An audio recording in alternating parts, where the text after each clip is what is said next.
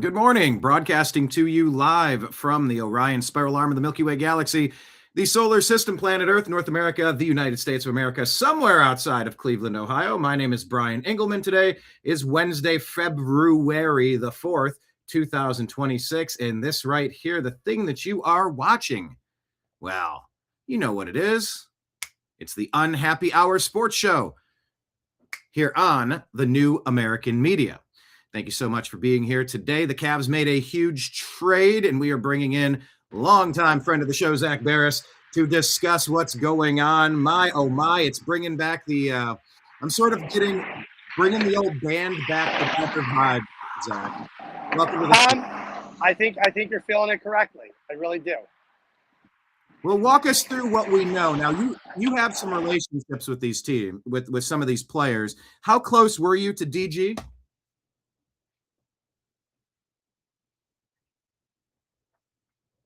Zak, do we still have you? Zak is out there in Florida. I'm trying to hear Zak. Can you hear us, Zak? Hold on. I cannot hear you. I can't hear you. You're on mute. You are on mute, sir. The audio is off. I cannot hear you. I cannot hear you. Can you hear me? Hang on, let's try to reconnect, Zak. All right, we're going to try to bring Zak back in. Let me recap you on the trade. The Cavaliers traded Darius Garland. Let's see if this works a little bit better. Okay, I think we can see Zak and hear Zak. Can you hear me? I can hear you. I was asking, you have a relationship with some of these players. Were you close to DG now that he's gone? Yeah, I've known Darius for 7 years. And so what does it mean to you personally seeing him go? Because we've watched him grow. Personally, I'm sad to see him go. I wanted him to win a championship in Cleveland. Unfortunately, it's not going to happen.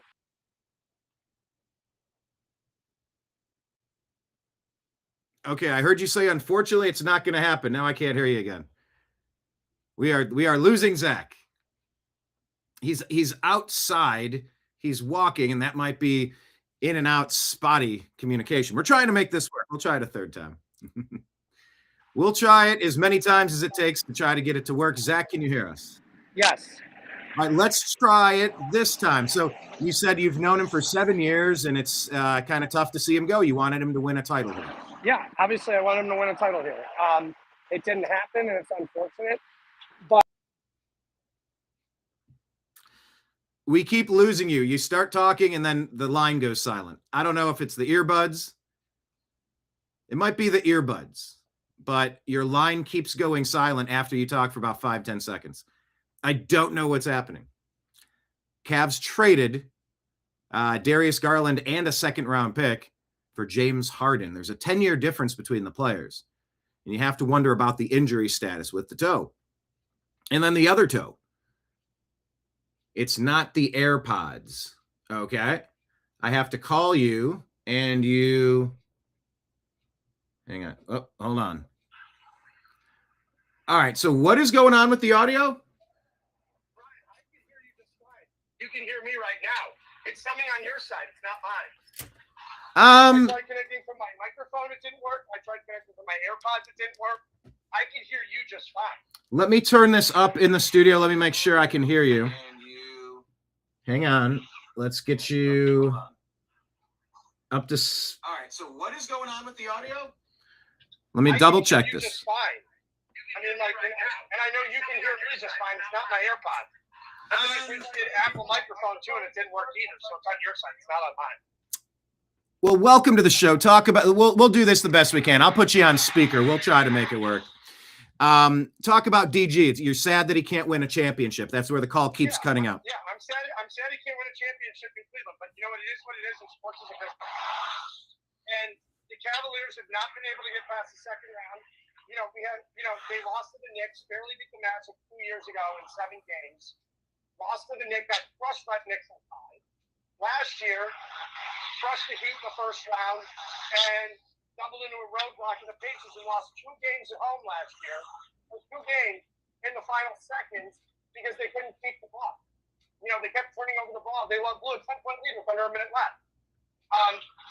So they had to obviously shake things up. They need to get back to the offensive side of the ball. They have not been performing well with Darius on the court this year. And Darius was not himself this year, obviously, because of the toe injury. I tend to think the toe injury is much worse than they're letting on, and that's why they traded him. Because they can't rely on him to be healthy. It's been 2 years in a row in the playoffs he hasn't been there.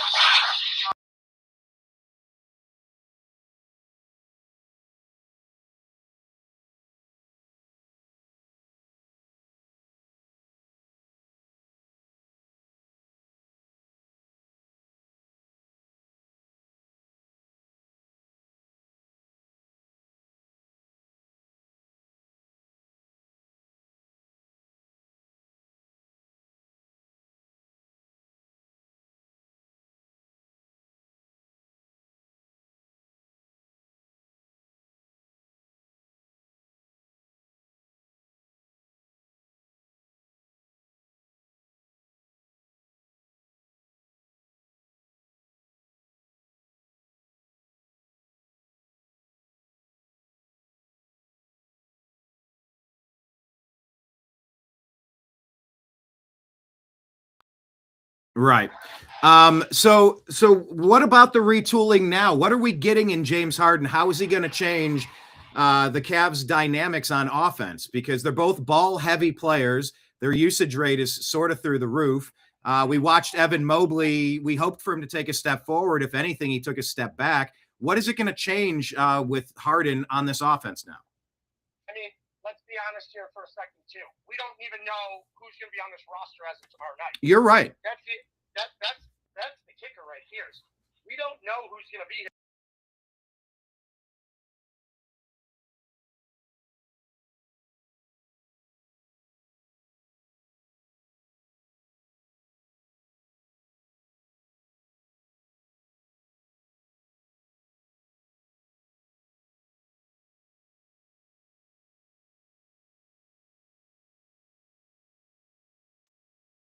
For Larry Nance, Rodney Hood, all those guys, Jordan Clarkson. When they added all those guys at the deadline, it kind of gave a nice little boost for a little bit. And they got to the finals, but they got their asses kicked against Golden State. And we also did that Isaiah Thomas. Like I mean, we had Dwayne Wade in, Derrick Rose. They moved Derrick Rose, and that was at midseason at the trade deadline. They really shook things up. Their biggest mistake that year was getting rid of Dwayne Wade. Yeah. For nothing at that point. They should not have gotten rid of Wade, but they did.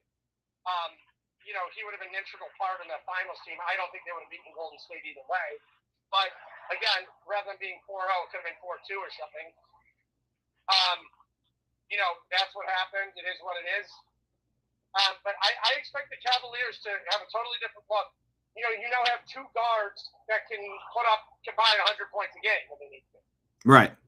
Oh, yeah. It'll be interesting to see because Mobley and Allen don't play very well together. They both play phenomenal when each other's not on the court. So I wouldn't be surprised if one of them got moved. Most likely Allen, because Allen doesn't show in the playoffs. Well, they say the same about James Harden, but they just haven't shown in the playoffs yet. Well, he's 36. It's about time to show up or shut up. So you think mainly this is an issue about, as Ezrael told me yesterday, the best ability is the availability. Is that really what you're getting with Harden? It's like we hate to see Garland go, but we just can't rely on his health anymore? Yes, and the Cavaliers already proved they can't win with their core four. As much as it sucks, they can't win with their core four. It just is what it is. They were not going to win the title this year with their current core four with Garland, Mitchell, Allen, and Mobley. They proved that. So, I think there's two untouchables on this roster right now, and it's Jalen Tyson and Donovan Mitchell. They're the two untouchables. You think Jalen Tyson is untouchable more than Evan Mobley? Yes. Woo. Look at the contract he signed to. He's on a rookie deal. Okay. So Jalen Tyson's their second most untouchable piece. They'll move Mobley in the rep deal. I firmly believe that. Okay. I firmly believe that they can move. And I was hearing this morning that the Timberwolves don't want to trade Jaden McDaniels in multiple firsts for Giannis. Mm-hmm.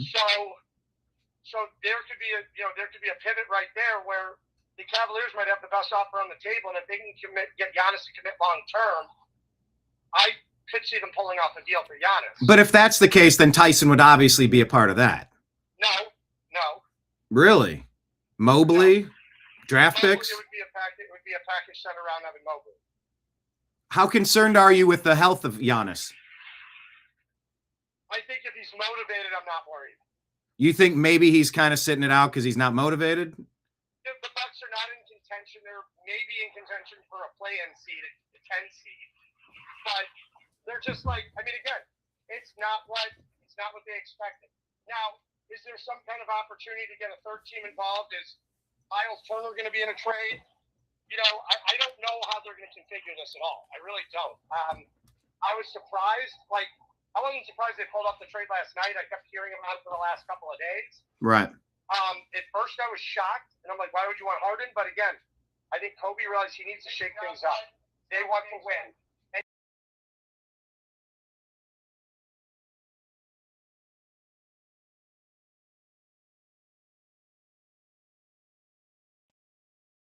You can't take on more salary than you're dishing out. You can't sign anyone at the mid-level. You can't do anything. And that was sort of what DeAndre Hunter was all about, was to shed some payroll. Yep, so they were kneecapped, but Keon Ellis defensively is what they needed. That's what everyone's saying. He's going to fit in real nicely, but well, like you said, we don't know. So I guess let's not spend too much time on the core four or Mobley and Allen, because this could get shaken up. I've heard Zion Williamson. I've heard a lot of Giannis Antetokounmpo. Williamson is not coming to Cleveland. I'd be shocked. Okay, well, some people are shocked by James Harden and DG. I haven't even heard Zion Williamson coming with that. Okay, so it's just not. It's a very unlike Kobe often move to take on a player who's often injured, can't stay healthy, and his weight is a meaningful question. So I don't think he's on the table. So Giannis is probably the most likely thing that you have. And who are the Cavs competing against? The Knicks, the Timberwolves, the Bulls? Well, for Giannis? Yeah. Let's be honest. I don't think the Bulls can pull it off. Okay. The Timberwolves absolutely can. Who are the other teams you mentioned? The Knicks, the Bulls. The Knicks probably the favorite. Could absolutely get it done. If they involve Karl Anthony Towns and Mikal Bridges, I do believe they can get it done. Now the question is, if you're New York, do you want to break up your core when you were close to making it to the finals last year? That's the question. I do believe New York's current roster can make the finals. Do I think they can win the finals? I think anyone trying to beat OKC is going to be tough. But you never know. OKC could stumble against Denver. They could stumble in the playoffs. You never know. It's all dependent on health. Exactly. So if I'm the Knicks, do I go to shake things up? That's not on me. That's on Leon Rose. That's on James Dolan and Mike Brown and their front office and their coaching staff. But the Knicks absolutely do have the ammo to pull it off. Okay. So any other trade moves you expect to see? We're very guard heavy at this point, probably moving a couple of them, trying to make something. Yes, I believe Lonzo Ball's number one player to get traded, then Max Strus. Okay. Then Jared Allen or Evan Mobley, one of those two. All right, maybe in that order. What about Anthony Davis? We keep hearing his name brought up. Oh, yeah, he's healthy all the time. But, yes, his name does keep getting brought up. I'm not really sure for who. I don't know if I couldn't see them trading Mobley for Anthony Davis, for a 34-year-old. But you could see Jared Allen for AD. If it was Jared Allen, some package in a 3-team trade involving Max Strus or Lonzo Ball, or even both of them in a 3-team, 4-team trade, yes, I could see that. Okay. So your gut instinct tells you those are the players that might move. What do you think the likelihood is that we pull up off another big deal? Because I think it's kind of high. There's a lot of smoke right now. I think it's very high. I think Kobe's wheeling and dealing. I think he's going to retool this roster. He wants to win a title. Dan Gilbert wants to win a title. So do I. They're not shooting to make the Eastern Conference Finals. Don't forget, the LeBron era taught us something in Cleveland. It's championship or bust. We went to 4 straight titles with LeBron. And if we didn't run into the Warriors with Durant, odds are they probably would have won a few more, and they would have never broken up the court. I know. I mean, if you look at that Warriors team, if they didn't get Kevin Durant, the Cavaliers may have won 3 or 4 more finals. Who knows if Kyrie Irving would have even been traded? I know. It's brutal that history played out that way. Damn Kevin Durant. You could look at alternate history in the NBA, and the Cavaliers could have been a Chicago Bulls mid-'90s style run. And then the GOAT conversation is obviously very different between the Jordanites and the LeBronites. But I mean, yeah, 73-win team added Kevin Durant to its roster. I mean, that's all you need to know. Exactly. Because they couldn't beat Cleveland. They realized that Cleveland had their number from that point on. Cleveland was going to keep beating them. They didn't have a choice but to shake things up. Now, but again, your title window in the NBA is very short. They do that on purpose. So there are no super teams for 10 plus years. That's the thing. As good as Oklahoma City, as good as the Thunder are, they have a lot of way, but don't expect those guys to be there for 5-6 years. I expect Shea to be the cornerstone, but eventually they could move Lou Dort. They could move, Jalen Williamson. They could move Jalen Williams. They could move Chet Holmgren. They'll probably wind up moving 2 out of the next 4 in the next few years. They're loaded with draft picks. They're absolutely loaded. I could see them trading one of those guys for a younger star in the next couple of years. It very well could happen to get a guy on his rookie deal. But that's why Sam Presti has a war chest of draft picks. Yeah. They drafted very well, but they learned from the Harden mistake. When they traded James Harden in the NBA, they always say, do not trade $1 for 4 quarters. Brian, how many times have I said that on the show? 1 million times. Zach, you've been on this show for so long, and you've said never trade $1 for 4 quarters. Over and over. Oklahoma City traded James Harden at his peak for Steven Adams and a bag of balls. And Adams is a fine player, but he's no James Harden. But the thing is, they may have won 3 or 4 titles with James Harden. Yeah. I mean, with Westbrook and Durant, they may have won multiple titles. Yeah, if Kyrie and Love don't get injured, and if Durant doesn't go, the Cavs could have been, like you said, a 6-year team. Yeah, the hindsight is kind of weird. Actually, thinking about those years, I've heard Kevin Love's name brought up to maybe come back. I think that a potential buyout. I think it's definitely possible. I don't think they're going to trade for him. And there probably won't be a buyout with LeBron this year. Here's another name to bring up, too. If the Cavaliers are able to get under the second apron fully, watch out for a name on the buyout market, DeMar DeRozan. DeRozan? Yes. Now, he's a one-time NBA champion with the Raptors, right? Yes. Okay. Watch for a name like a DeMar DeRozan if he gets bought out in Sacramento. Okay. How does that money work on a buyout with the second apron and everything gets a little kind of convoluted? So you can't increase any salary when you're on the second apron. So that's the problem. So the Cavaliers have to get out. That's why I fully believe that Lonzo Ball and or Max Strus will be traded. For financial reasons only. At least financial reasons. It's not financial reasons, too. They also want to improve, and you can't make improvements to your roster when you're in the second apron. You can't take on more money than you're dishing out. So it complicates any trade. If you get rid of them in the trade, it allows you to have flexibility with your roster. That's the difference. Also, the Cavaliers are positioning themselves next year to sign LeBron James at the mid-level exception. There we go. That part. Now explain why that would be the mid-level exception. LeBron's not going to command any top dollar anymore, and I think he knows that, especially in his final year. It's going to be more of a farewell tour where I wouldn't be surprised if the Cavaliers played him 12 to 20 minutes a night and then got him healthy and got him healthy for the playoffs and then let him go off one last time. And with James Harden and Donovan Mitchell, you let LeBron widen to the sunset in a 60-win team and allow him to come dominate in the playoffs. Literally put his ass on the line one last time to do it. That feels like the storybook ending. We all we said, oh, you liar. You said you were going to retire in Cleveland. And I think you and I were both like, hey, just because he's going to the Lakers doesn't mean he's not going to retire in Cleveland. The guy is timeless. Yeah. Hey, Brian, did you watch the Lakers-Cavs game the other night? I caught highlights. Okay, go back and watch the game. You tell me if that looks like a guy whose last game is in Cleveland. Because because his game is still top notch. He just didn't. No, I'm saying it wasn't the emotional farewell. Do you remember the 2018 finals when we all knew LeBron was leaving at the end of Game 4? It was very emotional. Yeah. Everybody knew it was his last game here. Everyone knew. It wasn't a surprise. Everyone knew he was leaving. It wasn't a surprise. Okay. That the other night did not seem like his last game in Cleveland. And it felt like the clip that was shown where he got emotional on the sidelines and he said, I was just soaking it all in. That getting emotional felt a little forced, a little bit of Hollywood acting to me. No, I don't believe that at all. I believe it was, okay, I miss Cleveland. I want to come back here and win one last month in the city. I think there was some of that too. Yeah. And that's what I was getting out of it. I wasn't getting a LeBron bullshit acting. I genuinely believe. I think he regrets his decision leaving multiple occasions, but his life after the Cavs was based in LA after that. You know, he wanted to go Hollywood. But how much has LeBron gone to Hollywood in the last couple of years? He hasn't at all. You know, everybody started expecting him to go the Michael Jordan route acting in movies. He did 2 and he's done. What was it? He did Trainwreck and Trainwreck, and he did Trainwreck and he did Space Jam 2. Hasn't done anything since. And a cameo in Entourage, and you know, but also the production company and all the other projects. There's other stuff going on, but yeah. But I could see him finish it's a storybook ending. It really is. It's a storybook ending if he ends his career in Cleveland. And so if they know that LeBron is coming back next year on the mid-level exception, how much would that cost, by the way? I'm not exactly sure. I need to go look through the chart, but I don't know what the taxpayers' mid-level is going to be next year. Okay.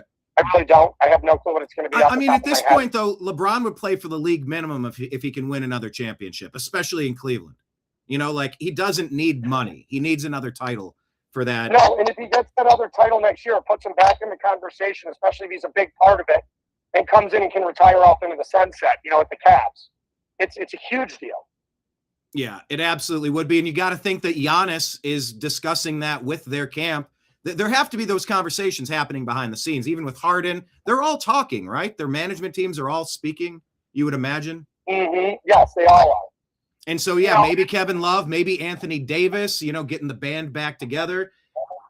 As weird as it sounds, I don't know, man. So I would probably say it's a would Bronny come? The Cavaliers are too athletic to bring Kevin Love to big valuable minutes to the roster. That's the issue. You're not going to pull Naquan Tomlin's minutes. You're not going to pull even Thomas Bryant's minutes for Kevin Love at this point. Yeah, just a big body with experience on the bench. I mean, maybe, you know, again, kind of like that Giannis has him rolling his final years in Miami. But I don't expect anything more than that if Kevin's going to come back. I don't believe he will. I think the Cavs have a very, very deep roster. Yeah. Okay, like insanely deep. I don't foresee Kevin Love coming back. I think it's a possibility, a low possibility, but it's possible. Now, Bronny is on year 2 of a 4-year rookie deal, around $8 or $9 million. Would he be a part of it, or would he stay in LA if you were guessing? I really don't know. I don't have a clue if he'd be a part of it or not. Listen, the Cavaliers don't need LeBron. LeBron needs the Cavaliers. If he wants to win a title, listen, he can go to San Antonio too. But what does that do for his legacy? That's the thing. If he comes back to Cleveland and wins, that does something for his legacy. That would feel different. Why would that feel different? Because he only got us 1 championship with all those prime years. It feels like a total underachieving, doesn't it, for the best player of all time? I mean, here's the thing. It's Cleveland. The fact that he won 1. Yeah, we'll take it. Brian, I remember sitting there going at one point, if Cleveland gets 1 championship in my lifetime, I'll be thrilled.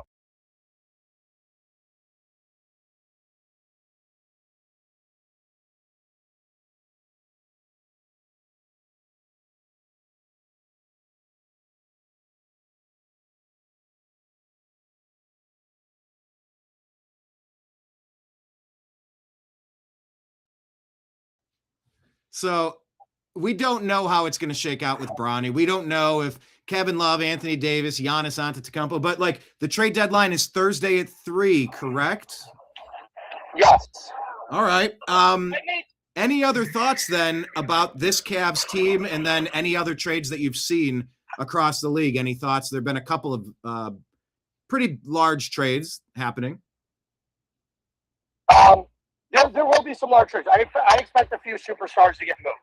Watch for the Lakers to potentially make a trade, because I think they realize they're not going to win anything this year. Denver could be in a similar category where they make some small trades. OKC could beef up the roster, but I don't know if they need to.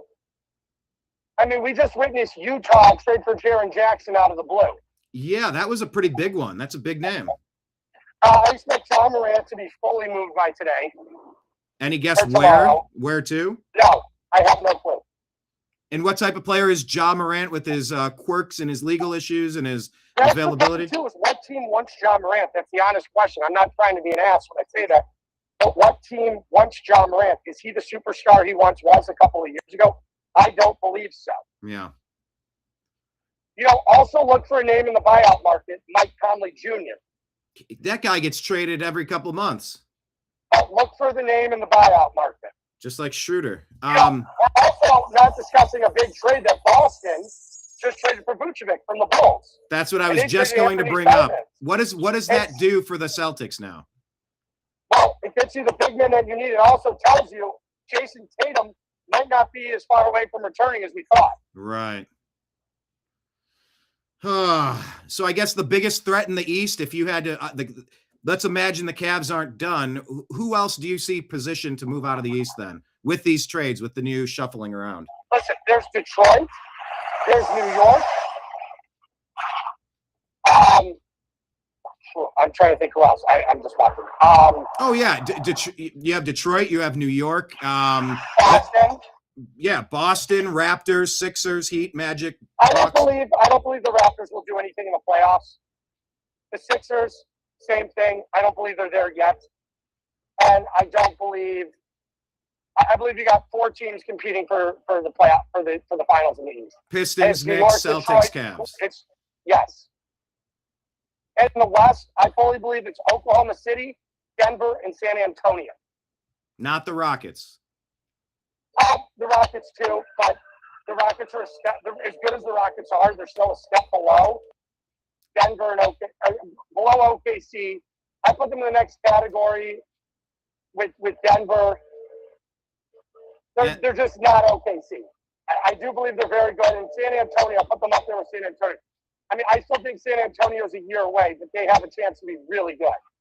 And then, of course, the Suns, Timberwolves, and Warriors as well. Warriors are also in the Giannis mix, apparently. As good as the Timberwolves are, if the Timberwolves get Giannis, it's a different story. Yeah, that would change the whole dynamics. Well, I guess we are both expecting a lot of other big moves in the next day and a half. Is that fair to say, next day or so? Yeah. Well, then I would say that is basically what I wanted to cover today. Are there any other odds and ends, loose ends, anything basketball related, college, pro, trades, rumors, buyouts, anything else that we didn't touch on that you wanted to drop in? I think we pretty much touched on everything. I think you're going to see a robust buyout market. I think you're going to see a very, very robust buyout market coming in the next couple of days. Any particular reason why you expect to see that? Just addition by subtraction of disgruntled employees, or it's exactly what it is. And dollar reasons. Contracts. Teams want to shed players, contracts. It's a mix. And you just see there's no reason to carry a 35, 36-year-old veteran on your roster when you're a 32-win team. Yeah. If you're going nowhere, you might as well shed it and see if you can accumulate some assets, huh? Yeah, and get a higher draft pick. It's that simple. Okay. And then let these guys go somewhere else. All right. Well, the other team that we talk about every year. We talk about 2 teams every year, and very rarely do they ever make the deal. And then last year they happen to make the deal with each other. Golden State and Miami. Those are 2 sleeper teams to watch out for here. Oh yeah. Where Jimmy Butler and Draymond get dealt. But if you're Milwaukee, unless you're getting a bunch of picks, Jonathan Kuminga doesn't hold that much value. And if you're Miami, you're going to have to give up Tyler Herro in any deal. And so it might not make as much sense for them. No. So, I mean, Miami would do it. I do believe Pat Riley would. I mean, they've been stuck in anonymity since LeBron left. Yes, they made the finals in the COVID year, but that is what it is. That's true. You're right, though, that you always forget. It's easy to forget about the Heat, but they're lurking there ready to bite at all times. Same with the Warriors. You just kind of forgot they're out there because they haven't really been competing for titles the way they were against the Cavs, but they're hungry. They're motivated to make some big moves while they still have Curry. There's another team in the East that's making some noise right now, quietly. The Charlotte Hornets. Okay. Been playing very, very good basketball over the last month, like very good basketball. They're a team to watch out for at the deadline now. They've never been one to pay the tax, do anything, so I don't really know, but they're a young team and they've got some talent. I guess one final question, Zach, and I'll let you go. Now that you mentioned the Hornets, it's kind of reminding me. The Clippers were on a winning streak. They were doing really well. And then James Harden just kind of seemed like he didn't want to play for him anymore. And this is sort of his pattern. What was that about? And are you worried that he's going to bring that here? Or do you think he's going to re-sign here? I really don't know what the key is. I really don't know what the answer is. James Harden's kind of a wild card. But let's just say he did this in Houston. Yep. He did this in Brooklyn. Yep. He did this in Philadelphia. Yep. And now he's done it in LA. What's to say he's not going to do it in Cleveland? You know, I guess winning cures all, but the question is, how does he gel with Donovan Mitchell and the current rest of the roster? Mm-hmm. And the reason I'm not saying Evan Mobley and Jared Allen is because I don't know if they're going to be here tomorrow. Fair point. Fair you point. Know, I could go on in a day and then tell you and dissect the roster and, you know, and go through everything there. But we don't even know if who's going to be on this team by tomorrow. Very true. Very true. And the thing that I was kind of picking up on with James Harden in his game, the pick and rolls, there's going to be a lot. What is he, 4th in the league in assists right now or something like that? 27 points a game? It could really boom, you know, Mobley and Jared Allen's game if they're both here. Yeah. You know, I just don't know what's going to happen. I expect Kobe to make a splashy move. I just don't know what it's going to be. I would like to I do have trouble thinking that they would trade Evan Mobley. I do. Jared Allen, I think, is more likely to go. But again, Mobley went from being untouchable last year to being touchable. And that really speaks to selling high. If you feel like there's injuries or limitations to game, you've watched them for all these years. If you feel like this is an asset class that's going to depreciate over time, you sell it at its apex. And maybe that's what it takes to bring back a bona fide MVP championship winning Giannis Antetokounmpo. You can package some picks and some potential and some hope, but sometimes you just move on when you think you've reached the end of the road. But yeah, what they were saying about Harden was all of these chucking up the shots and getting Mobley the pick and rolls close to the rim. Even if some of these shots miss, you have them in better position to play like 7-footers because they're already right there at the rim to grab it and tip it in, grab it in a putback, grab it in a kickback out for a 3. Something that it just, the flow of the offense for the Cavs just hasn't been optimized this year. And maybe Harden's addition could change that. And you're right. If we don't do anything else to the roster, maybe they put Donovan and Mobley together at the same time. Maybe they put Harden and Jared Allen together at the same time, and they both give them time to just do their 2-man game. Maybe that would help. I really don't know, but I would like to be that number 1 seed in the East again, but we feel a little far from it. So I don't know. You're optimistic with what we have, even though it could totally change? Yes, I'm optimistic right now, but again, it doesn't mean this roster's set in stone. There's another 27 hours to change it. Right. So, and I fully expect there to be multiple deals done today and tomorrow. All right. I'd be shocked if they go in with Lonzo Ball and Max Strus. Now, I can see Strus staying, but I absolutely see Lonzo Ball being moved. And I know for a fact the Cavaliers have been trying to trade Lonzo Ball for weeks. Oh, so maybe that's a reflection of his value on the open market, perhaps, or just they've. I mean, why would anybody want him? The guy's washed. He has no knees. You know, it just, again, I just don't see him being in Cleveland long term. What is his contract? Is it something expiring or it's something? It's not long. I think he signed for 1 more year after this. So not necessarily an expiring contract, but it's, you know, maybe you dump somebody's 3 or 4 year deal they're ready to move off of. You never know why a team would be motivated, I guess. Exactly. All right. Well, Zach, let me let you go. Thanks for checking in. We'll let's maybe plan on touching base after the deadline, assuming there's a big move. Yeah, I'm flying to San Francisco tomorrow evening. I could potentially be available Friday afternoon. I'm going out for the Super Bowl. Nice.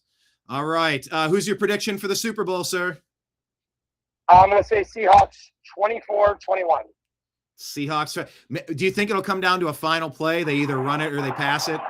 I do. One of the Patriots played in a Super Bowl that wasn't close, other than they beat the Rams 13-3. In all 13, the Super Bowls have been close. Right. Yeah. All right. Well, then there's the prediction. Zach, have a good time out there, as you usually do. And we will stay in touch, especially if there's some significant roster changes to the Cavaliers in the meantime. Thanks, Brian. All right. To be continued. You have a great one, buddy. We will talk to you again soon. There's Zak Baris, everyone. Friend of the show. He's been on for years. We had 3 or 4 times glitchy audio. He called in. It was working. and it went for 10 seconds and then it just shut down. I don't know if it was earbuds or not. He thought it was on my end, but that's never happened on my end to anybody ever before. So regardless, but yeah, he was out and about in Florida. So there were cars passing.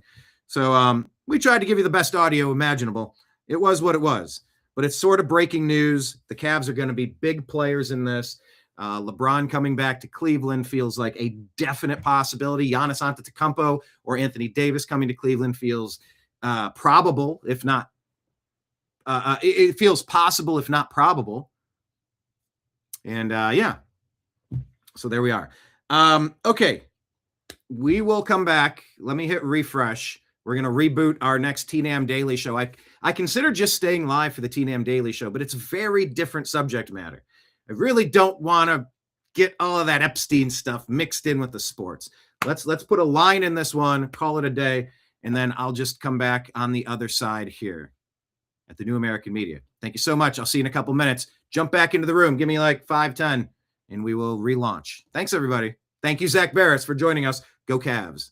Check out the Unhappy Hour Sports Show. We have a standalone page for the Unhappy Hour Sports Show on YouTube. Please subscribe to that page, maybe like a couple posts, let something play in the background. We just wanted to have a place that's sports only, and sometimes it's sports some, because during the TNAM Daily Shows, I would click to share this on the YouTube link for the Unhappy Hour, and we would do a sports show and then do 2 hours of politics, which I'm fine doing occasionally, but mainly I want the sports to be sports, a distraction from the craziness of the world. But back in a moment, we are going to unpack the craziness of the world because we're a bunch of trash pandas rifling through the rubbish, separating fake news from fact right here on the New American Media. All right, everybody. New show launching